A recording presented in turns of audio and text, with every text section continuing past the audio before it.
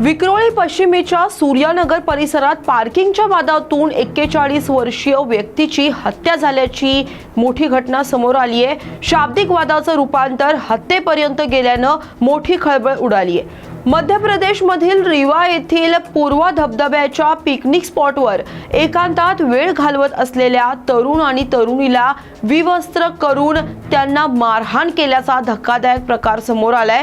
त्यांच्याकडून पैसेही हिसकावण्यात आले।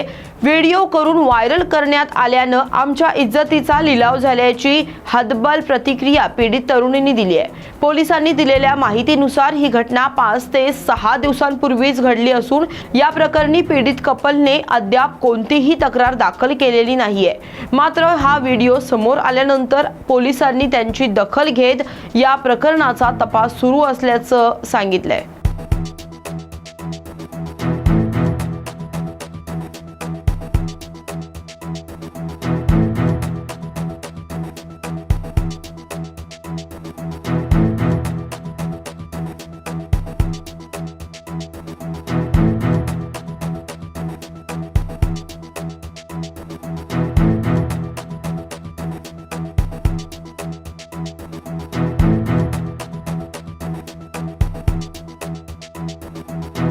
विरोधकांनी आत्मपरीक्षण करून जनतेनं दिलेला कौल मान्य करायला हवा।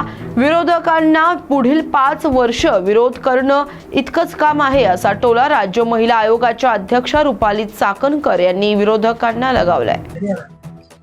खरं तर राज्यामध्ये महायुती सरकार आलं, यामध्ये मी लाडक्या बहिणींचं मनापासून आभार व्यक्त करते। 2,40,00,000 लाडक्या बहिणी ह्या भावांच्या पाठीशी उभे राहिला आणि इतक्या मोठ्या प्रमाणात महायुती सरकार आमदारांची संख्या घेऊन सत्तेत आलं। याच्यामध्ये विरोधी पक्षनेताही होता आला नाही अशा पद्धतीचा कौल महाराष्ट्राच्या जनतेने महायुती सरकारला दिला। या महायुती सरकारमध्ये आपण पाहतोय गेल्या 5-6 दिवसापूर्वी मंत्री पदाच्या शपथ त्या संबंधितांनी घेतल्या। याच्यामध्ये खाते वाटप होत असताना ही संख्या मोठ्या प्रमाणातली आहे। आपण पाहतोय एका कुटुंबामध्ये 4 माणसं असेल तरी एखादा विचार घेताना आपण 4 वेळा डायनिंग टेबलच्या बैठकीवर बसतो आणि उठतो। तिथे तर इतक्या मोठ्या प्रमाणातली संख्या असल्यामुळे सगळ्यांचा विचार करणं, सगळ्यांना विचारात घेणं, विश्वासात घेणं, चर्चा करणं आणि याच्यामध्ये हे खाते वाटप ठरवणं, त्याच्यामुळे आपल्याला 2-3 दिवसामध्ये चांगल्या पद्धतीच्या बातम्या ऐकायला मिळतील अशी मी तुमच्याकडून अपेक्षा करते आणि तुम्हीच आम्हाला त्या लवकर आमच्यापर्यंत पोहोचवा।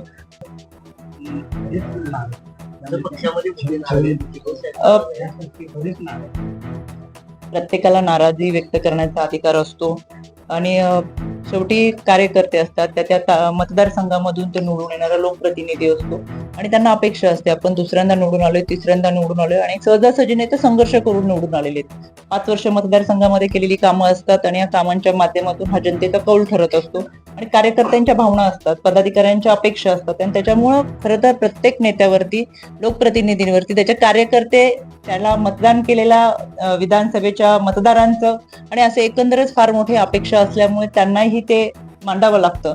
पण तरी सुद्धा नाराजांची संख्या असेल तरी ही नाराजी कमी होईल।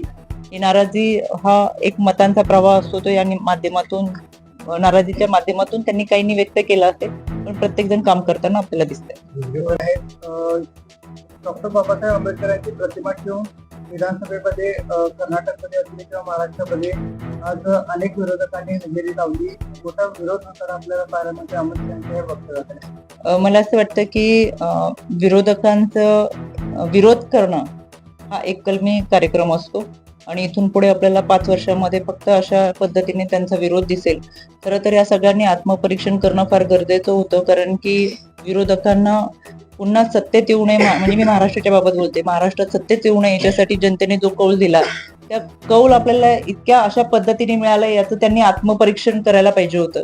पण आत्मपरीक्षण करणं बाजूला ठेवून अशा पद्धतीने वाद निर्माण करणं, तेढ निर्माण करणं हे विरोधकांनी चालवले, ते महाराष्ट्राच्या जनतेला आवडणार नाही। यामध्ये स्वतः आदरणीय प्रांताध्यक्ष सुनीलजी तटकरे साहेब यांनी काल पत्रकार परिषद घेऊन सांगितलं की ते पंकजदादा भुजबळ असेल, समीरदादा भुजबळ असेल यांच्या संपर्कात गेल्या 2 दिवसापासून आहे. मी स्वतः समीरदादा भुजबळांच्या संपर्कामध्ये आहे. मी त्यांच्याशी बोलतीये.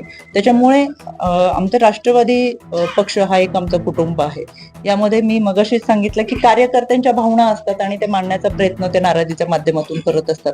पण हे कुटुंब एकसंध राहील यासाठी आम्ही प्रयत्न करतो.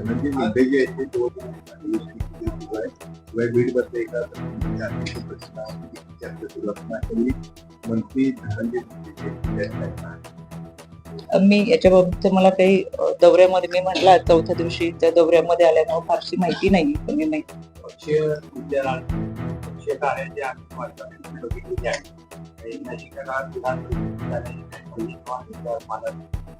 कोणाला मी कुठं नाराजी व्यक्त केली? पक्ष मी आपल्या माहितीसाठी सांगते, मी अत्यंत सर्वसामान्य शेतकरी कुटुंबातून आलेली महिला आहे. बचत गटापासून सुरू झालेला माझा हा प्रवास आहे. तालुका अध्यक्ष, शहर अध्यक्ष, प्रदेश अध्यक्ष, एका संविधानिक पदावरती राज्य महिला आयोगाचे अध्यक्ष पर्यंत काम करत असताना एका कार्यकर्त्याला पक्षाने दिलेला न्याय. त्याच्यामुळे विधान परिषद हा माझा विषय नाहीये. आयोगाच्या माध्यमातून पुन्हा एकदा माझ्या कामाची पावती म्हणून 3 वर्षानंतर महाराष्ट्रामध्ये पहिल्यांदाच आयोगाचे अध्यक्ष रिपीट झालीये आणि तो सन्मान मला मिळालाय. याच्यामध्ये मी खूप समाधानी आणि म्हणून नाराज असते तर कदाचित कोल्हापूर जिल्ह्यामध्ये आयोगाच्या निमित्तानं जनसुनावणीला आले नसते. पण तुमच्या सगळ्यांची परत एकदा सदिच्छा भेट घ्यावी, तिसऱ्यांदा तुम्हाला भेटावं म्हणून मी कोल्हापूर जिल्ह्यामध्ये आले. याच्यामध्ये पक्षाने जी जी संधी दिली त्या पदावरती आपण काम केलेलं आहे. मला असं वाटतं याच्याबाबत आदरणीय दादा आपल्याला सविस्तर माहिती सांगतील, कारण की दादा आणि त्यांची भेट झाली आहे. यामध्ये आम्हाला काही कल्पना नाही. अजितदादांनी RSSच्या हेडक्वार्टरमध्ये असलेल्या बौद्धिक शिबिराला जाणं टाळलं होतं. यामधून आता महायुतीमध्ये चलबिचल सुरू झाली. दादांनी जाणं टाळलं. हे बघा, प्रत्येक पक्ष हा त्याची ध्येय धोरणं घेऊन काम करत असतो, त्याचा अजेंडा घेऊन काम करत असतो आणि या पद्धतीने काम करत असताना तो विचार घेऊन महाराष्ट्रातले लाखो संख्येचे कार्यकर्ते त्या पक्षाबरोबर त्या नेत्याबरोबर जोडलेले असतात. त्याच्यामुळे जी त्याची विचारधारा आहे ती तो राबवत असतो. याच्यामध्ये चलबिचल किंवा अस्वस्थ होण्याचं काहीच कारण नाही. आणि महायुतीमध्ये आमच्यामध्ये चांगल्या पद्धतीचं एकमेकांमध्ये सामंजस्य वातावरण आहे. जे लोकसभेच्या निवडणुकीमध्ये सुद्धा आम्ही चांगल्या पद्धतीने एकत्रित लढलो. जरी जनतेचं त्यावेळेस आम्हाला नकारात्मक कौल दिला, त्याच्यावरती आम्ही अभ्यास केला आणि पुन्हा एकदा महायुती जनतेमध्ये गेली. 4 महिने अहोरात्र काम केलं, आणलेल्या योजना तळागाळापर्यंत पोहोचवल्या आणि फक्त पोहोचवल्या नाही तर प्रत्यक्षात त्या सगळ्यांचा लाभ दिला. लाडकी बहीण, लेक लाडकी, अन्नपूर्णा योजना, युवा प्रशिक्षण या सगळ्यांच्या माध्यमातून पोहोचले आणि पुन्हा एकदा महाराष्ट्राच्या जनतेने आम्हाला सत्तेत येण्याचा कौल दिला. या विधानसभेला सुद्धा आम्ही महायुती म्हणून एकत्रित होतो. त्याच्यामुळे विरोधकांच्या मनामध्ये सारखी भीती वाटते, बिचारांना नैराश्य आले, त्यांचा आत्मविश्वास गेलाय आणि मग अशा पद्धतीने महायुतीमध्ये काही होतंय का याच्याशिवाय त्यांच्याकडे दुसरे प्रश्न नाहीये. पण महायुती भक्कम आहे आणि ती भक्कम राहील. बीड मधील सरपंच मुंडे यांना लक्ष केलं जात आहे. खरं तर सुरेश धस यांनी देखील वक्तव्य आज केलं की पुढे त्यांना तोंड लपवून ठेवण्याची गरज काय ते वाल्मिक कराडाचं कोण आहे. याच्यामधील सविस्तर माहिती ही स्वतः मुख्यमंत्री देवेंद्रजी फडणवीस साहेब यांनी दिली आहे. आदरणीय अजितदादा यांनी सभागृहात दिली. त्याच्यामुळे मी परत त्याच्या बोलावं असं मला वाटतं. राष्ट्रवादी काँग्रेस पक्ष राष्ट्रवादी या सीमा भागातील मराठी बांधवांच्या पाठीशी आपण देखील आला होता. आता मुंबईबद्दल, सीमा भागाबद्दल, कोल्हापूरबद्दल कर्नाटकातील नेते इतक्या होत असताना देखील महाराष्ट्रातील नेते त्या ठिकाणी गप्प होत नाहीत. अधिवेशन चालू आहे, त्याच्यामध्ये काही झालेलं नाही. हे नेमकं कशात करणार? अजितदादा या संदर्भात काही भूमिका घेणार आहेत का किंवा सरकार म्हणून काय भूमिका घेतली जाणार आहे? सातत्याने बेळगाव सीमावासियांच्या पाठीशी आम्ही ठामपणे राहिलो. हे वक्तव्यातूनच नाही तर प्रत्यक्ष तिथं जाऊन सुद्धा आम्ही सांगत आलो आणि त्यांना तो आत्मविश्वास देत आलो. आजही आपण आदरणीय दादांची प्रतिक्रिया ऐकली असेल किंवा महायुती सरकारच्या माध्यमातून नेत्यांनी ज्या काही प्रतिक्रिया दिल्या त्यामध्ये मराठी माणसाबरोबर ते उभे आहेत असं त्यांनी सांगितलं आणि त्यांच्यावर तातडीने कारवाई देखील केली, गुन्हे देखील नोंद झालेली आहेत. त्याच्यामुळे एकंदरीतच ही सगळी प्रक्रिया होत असताना सुद्धा आपल्या मनामध्ये असा प्रश्न निर्माण का व्हावा हाच आम्हाला प्रश्न पडतो. मराठी माणसांना खंत आहे की महाराष्ट्रातील एकही नेता त्यांच्या पाठीशी नाही. असं अजिबात नाहीये. तसं असतं तर संबंधित व्यक्तींवरती कारवाई झाली नसती. ज्यांनी अशी वक्तव्य केली आणि त्यांच्यावरती गुन्हा नोंद होत असताना कारवाई झाली. मंत्रिमंडळ विस्तार झाल्यापासून नाराजीवर चर्चा केली. अशा अनेक प्रश्न गेल्या आठवड्यात भुजबळांच्या नाराजीवर उपस्थित झालेले आहेत. भुजबळ साहेब 15 आमदार घेऊन बाहेर पडणार वगैरे अशा बातम्या. यातून ही सगळी ती नाराजी पडतात. राष्ट्रवादी काँग्रेस आज टीम बघायला मिळतात. मला तेच सांगायचंय, आता तुमच्याकडून मला समजलं 15 आमदार किंवा साहेबांनी असं सांगितलं, साहेब तसे बोलले, हे आपल्या माध्यमांमधून आमच्यापर्यंत पोहोचतं. आम्ही एका पक्षात असूनही अशा कोणत्या पद्धतीच्या बातम्या किंवा घडलेल्या घटना आम्हाला दिसत नाही.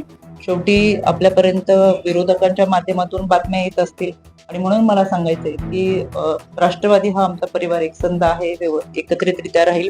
मी स्वतः समीरदादा भुजबळांच्या संपर्कामध्ये आहे आणि नाराजी व्यक्त करत असताना त्यांनी त्यांच्या ज्या अपेक्षा होत्या, कार्यकर्त्यांच्या ज्या अपेक्षा होत्या, ज्या संघर्षातून ते आले, तर त्याला न्याय मिळावा ही भावना कार्यकर्त्यांनी व्यक्त केलेली आहे. त्याच्यामुळे फक्त यामध्ये घडलेली एक घटना म्हणजे दादांच्या प्रतिमेला त्यांनी जोडे मारत कार्यकर्त्यांनी जो निषेध केला, तर त्याचा मीच निषेध नोंदवते. म्हणजे खरं तर नेत्यांवरती अशा पद्धतीने आपण आक्रमक होणं हे कार्यकर्त्यांना सोबत नाही. कदाचित ते राष्ट्रवादी पक्षाचे कार्यकर्ते नसतील, मला मनामध्ये शंका येते की विरोधकांनी अशा पद्धतीचं करून आपल्या समोर मांडलेलं असेल तर आम्ही एकसंध राहत कुटुंबाच्या माध्यमातून पक्ष जपण्याचा प्रयत्न करत असतो. त्याच्यामुळं राज्याचे प्रांत अध्यक्ष देखील भुजबळ परिवाराच्या संपर्कात आहे, त्यांच्याशी चर्चा करतात आणि या चर्चेमधून जे काही चांगलं असेल ते निष्पन्न होईल. एक मंत्रिपद आज मुख्यमंत्री देवेंद्र फडणवीस यांनी गोरबांड यांचं निलंबन जाहीर केलं. मात्र 2 अधिकारी अद्यापही शाबूत आहेत. एकीकडे मुख्यमंत्री म्हणतात की सोमनाथ सूर्यवंशीला श्वसनाचा आजार होता, परंतु त्याची आई सांगते की असा कोणताही आजार त्यांना नव्हता. सोमनाथ सूर्यवंशी यांना जर श्वसनाचा त्रास होता तर त्यांच्या आईला आणि परिवाराला अगोदर का नाही सांगण्यात आलं, असा सवाल शिवसेना ठाकरे गटाच्या उपनेत्या सुषमा अंधार यांनी केलाय.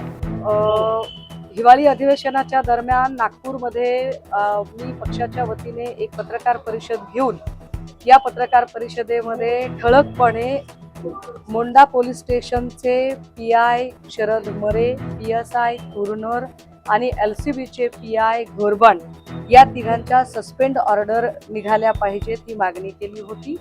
या सगळ्या प्रकरणाची स्वतंत्र न्यायालयीन चौकशी व्हावी अशी एक आपण मागणी केलेली होती. याच्या उत्तरादाखल आज मुख्यमंत्री महोदयांनी सभागृहाच्या पटलावर घोरबांड यांचं सस्पेन्शन डिक्लेअर केलेलं आहे. मात्र 2 अधिकारी अजूनही शाबूत आहेत. ते का शाबूत आहेत, कशासाठी त्यांना अजूनही सुरक्षित ठेवलेलं आहे, या संबंधाने मी आयजींशी बोलले. दुसरी गोष्ट अशी की एकीकडे तुम्ही म्हणताय की मयत सोमनाथ सूर्यवंशीला एक क्रोनिकल श्वसनाचा विकार होता, परंतु त्याची आई सांगते की त्याला असा कुठलाही विकार नव्हता आणि जर त्याला काही त्रास होत असेल तर तो तुम्ही आम्हाला का सांगितला नाही. यावर त्यांचं असं म्हणणं आहे की आता हे सगळं प्रकरण जे न्यायालयीन कोठडीत मृत्यू झालाय त्याची न्यायालयीन स्वतंत्र चौकशी होणार आहे. एकदा ज्युडिशियल इन्क्वायरीकडे मॅटर गेल्यानंतर हे आमच्या अधिकार क्षेत्राच्या बाहेर गेलेलं आहे. सो आत्ता मी याच्यावर उत्तर द्यायला अनेबल आहे. तिसरा मुद्दा असा की मी असं म्हटलं की धुळे, मालेगाव किंवा परभणी हा अतिसंवेदनशील एरिया आहे. जर या एरियामध्ये बंद जाहीर केलेला होता तर आपण त्याच्यासाठी प्रिकॉटरी म्हणजेच पूर्व प्रतिबंधात्मक कारवाई म्हणून 144 का केलं नाही, त्यावर त्यांनी मला काही ऑर्डर जरी पेपर दिलेले आहेत आणि त्यात त्यांचं असं म्हणणं आहे की आम्ही 163 नुसार ध्वनिक्षेपक असतील, इंटरनेट असेल, मोबाईल असेल, या सगळ्या गोष्टी वापरासाठी मनाई केलेली होती आणि ती मनाई दुसऱ्या दिवशीच्या रात्री 8 वाजेपर्यंत ते आदेश होते. दुसऱ्या दिवशी रात्री 8 वाजता आम्ही ते माघार घेतलेलं आहे. परंतु जरी आयजी महोदयांनी हे म्हटलेलं असलं तरी सुद्धा 163 ची ऑर्डर कागदावर निश्चितपणे निघालेली आहे. मात्र परभणी शहरामध्ये अंतर्गत जे रस्ते असतील, गल्ल्या असतील, चौक असतील, संवेदनशील विभाग असतील, अशा ठिकाणी कुठेही पोलिसांचा बंदोबस्त नव्हता. हा पोलिसांचा गलथानपणा आहे. जी दंगल झाली किंवा जे काही घडलं त्याला पोलिसांचा गलथानपणा, नाकर्तेपणा कारणीभूत आहे, हे नाकारता येणार नाही. यामध्ये अजून एक गोष्ट आपण त्यांना सांगितलेली आहे की ज्या FIR आहे, जसं की विजय वाकोडे यांचं नाव होतं, 63 वर्षीय विजय वाकोडे असूच शकत नाही, हे मी माझ्या पहिल्या प्रेसमध्ये सांगितलं होतं. मी आजही त्यावर बोलले. रवी सोनकांबळे असतील, सुधीर साळवे असतील, एक पोलीस भरतीचा विद्यार्थी आहे नंद नावाचा, असे अनेक विद्यार्थी. यावर आयजींचं अजूनही म्हणणं आहे की ओके, जे लोक आपल्याला इनोसंट वाटतात त्या लोकांचे मोबाईल लोकेशन्स आणि त्या लोकांचे ते समजा विविक्षित कर्तव्यावर कुठे असतील, कुणी स्टडी रूमला असेल, कुणी ऑफिसेसमध्ये असेल, शिकत असेल, प्रवासात असेल, जर अशा पद्धतीने जर त्यांचे लोकेशन ट्रेस आउट होऊ शकत असतील तर आपण आम्हाला ते पुरावे सादर करा.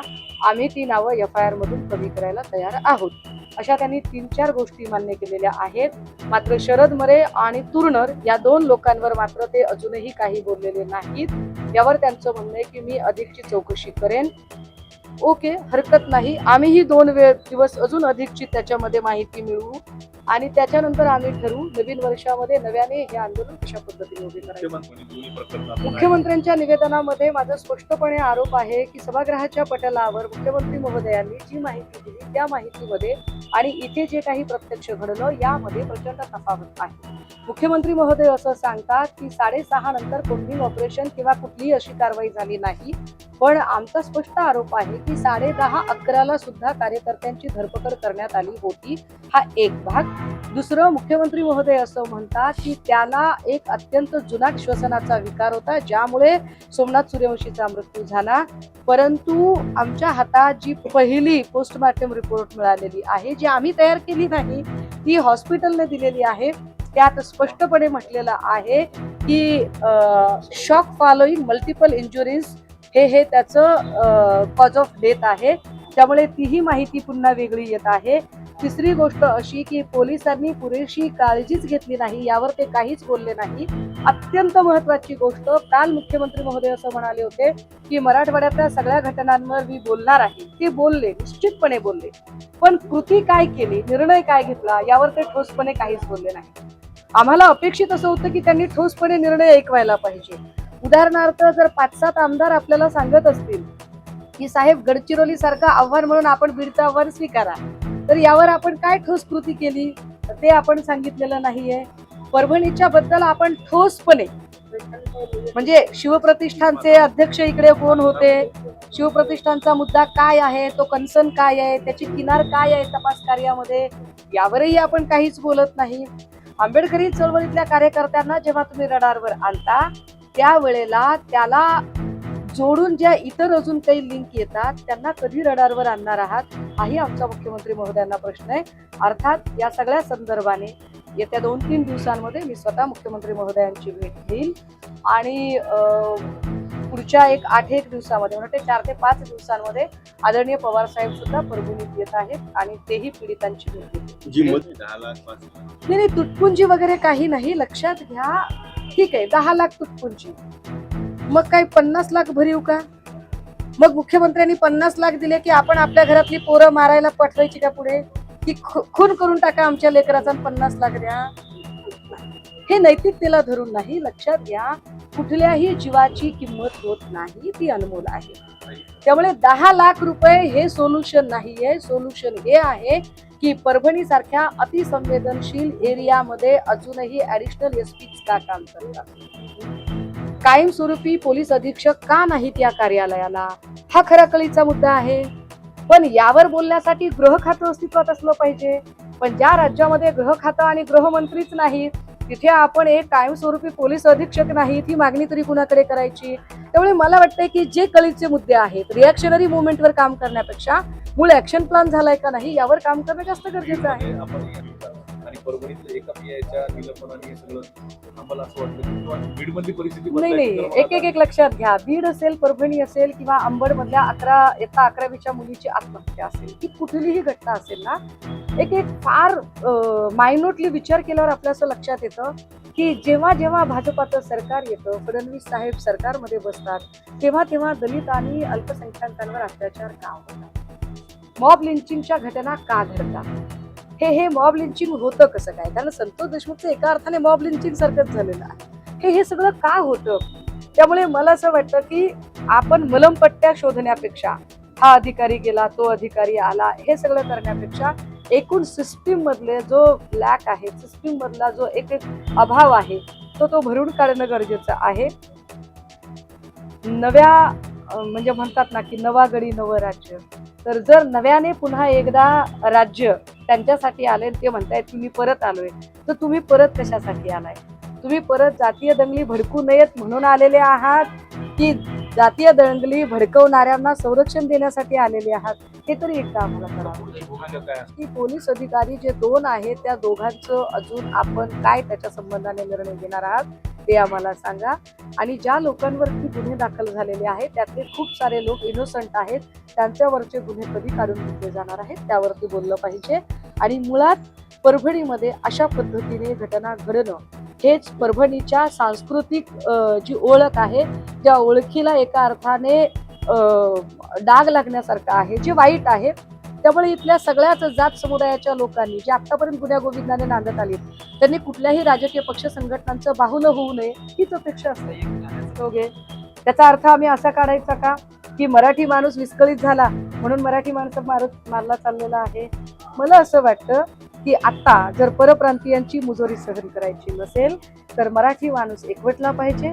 या महाराष्ट्राची सत्तामत्ता अस्मिता अबाधित ठेवण्यासाठी आणि महाराष्ट्र धर्म राखण्यासाठी मराठी माणूस एकवटला पाहिजे.